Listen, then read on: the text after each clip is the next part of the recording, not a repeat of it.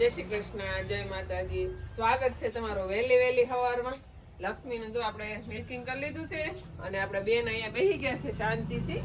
પૂર્વા અત્યારે વહેલી સવારમાં રમાડવા પોગી ગઈ છે અને દવાડી પણ અત્યારે ધીમી ધીમી દઈ દીધી છે. આપણે સવારે વહેલી દીધી હતી, ફરી પાછી અત્યારે થોડીક દઈ દઈ.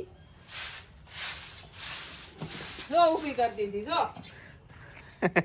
પૂર્વાને ક્યાંય શાંતિ નથી હો.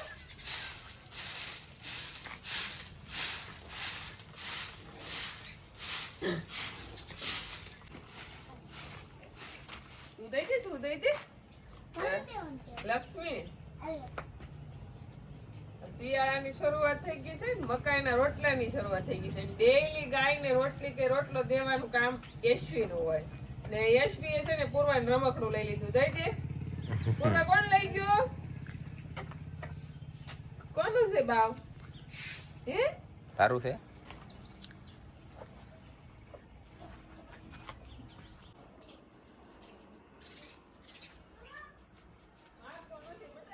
મકાઈના રોટા બનાવવા. હા, મકાઈના ભાવે બહુ ચાળાના. ધોળા બહુ થાય. હા.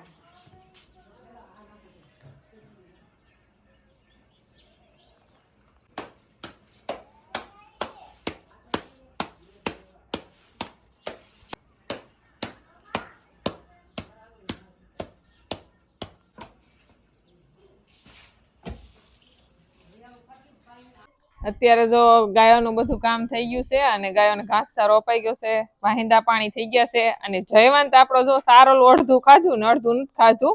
ક્યાંય ગમ ખાવું નથી ભાવતું તને? એક ને એક જગ્યાએ રહે ને એટલે ખાવું. આજ તો એને સરવા લઈ જવાનો છે, પણ હાંજનો ટાઢો પર થાય ને તો અત્યારે તો તડકો છે ને આ ભાઈ જો અહીંયા ગાયું જ્યાં ગાય હોય ને ત્યાં જ રહેવાનું. સવારે ઓલા ઢાળિયાનું ધ્યાન રાખે, અત્યારે આ ઢાળિયાનું ધ્યાન રાખે. બે જગ્યાએ ધ્યાન રાખે છે અત્યારે. બે ચોકી પૂરે છે કા. અને જયવંત ને છૂટો કરજો, જયવંત એકલો ધ્યાન રાખે.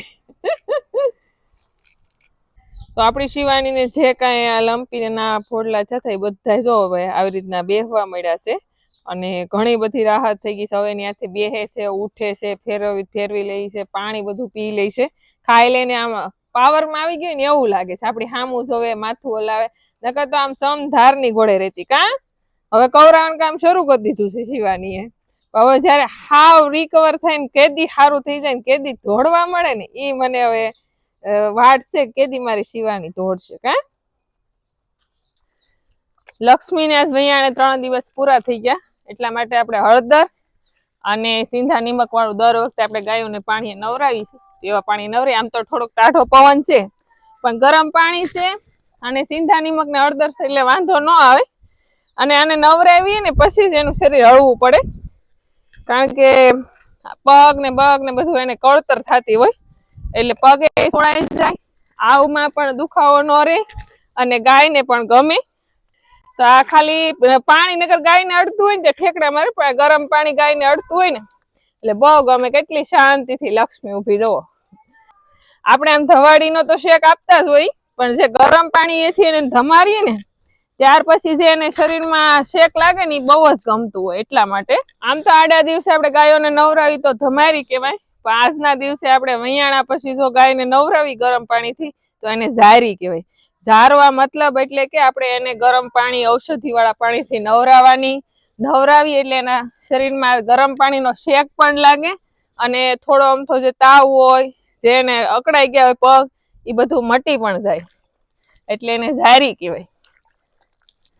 તો આપણે જ્યારે લક્ષ્મી લેવા હતા ત્યારે લક્ષ્મી કુલ 3 આષાઢ વાળી જ હતી, કારણ કે 1 આષાઢ એનો બંધ હતો ઓલરેડી. ત્યાંથી જ કીધું હતું કે 1 આષાઢ લક્ષ્મીનો બંધ છે. ગયા વેતર ગાય લક્ષ્મી આપણી વૈયાણી ત્યાર પછી આપણે આખો વેતર ગાયને આષાઢ બંધ જ રહ્યો, દૂધ આવ્યું જ નહોતું. પણ ખબર નહીં હવે ફરી પાછો એ આષાઢમાં દૂધ આવી ગયું છે અને આપણે ડૉક્ટર સાહેબ આવી ગયા છે અને એ આષાઢને હવે શરૂ કરશે યોગેશભાઈ. સાહેબ આવું હેના કારણે બનતું? આ ઘણી વાર આવી રીતનું આસળ અંદર હું ગાંઠ બની જાય એના લીધે થયેલું લાગે છે. ગયા વખતે તો સાહેબ ને કઈ આસામાં દૂધ કઈ હતું જ ને, હુકાઈ ગયેલો નોર્મલી જતો હોવ.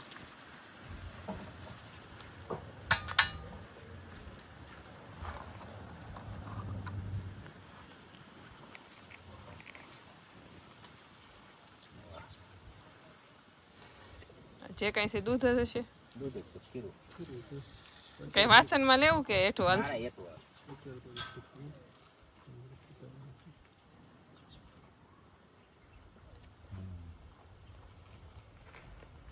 આઈબ્રોસ થઈ જાય કાં?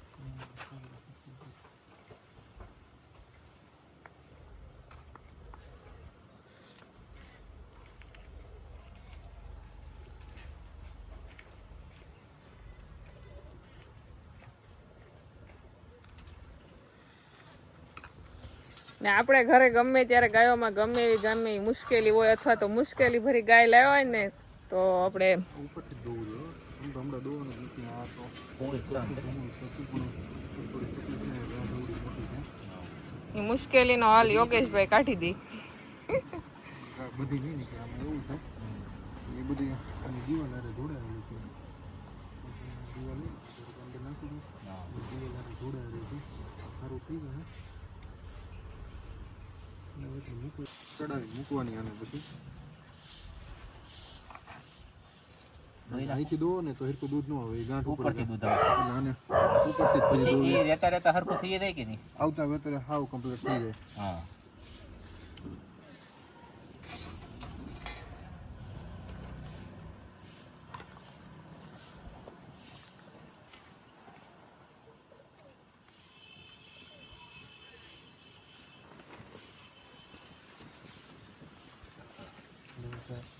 આ નડે છે હા, હા. ચાકુ નથી આપતું. સમજ્યા એટલે આ તળવા મોટી થઈ જાય એ ગાંઠ છે ને એ તકલીફ વાળી છે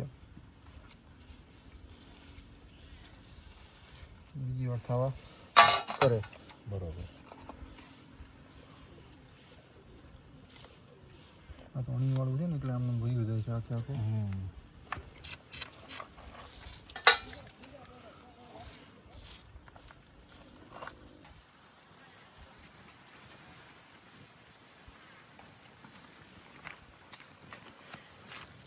નીકળી જાય અડધા ઉપર પછી વળી નળી ચડાવી દૂધ કાઢી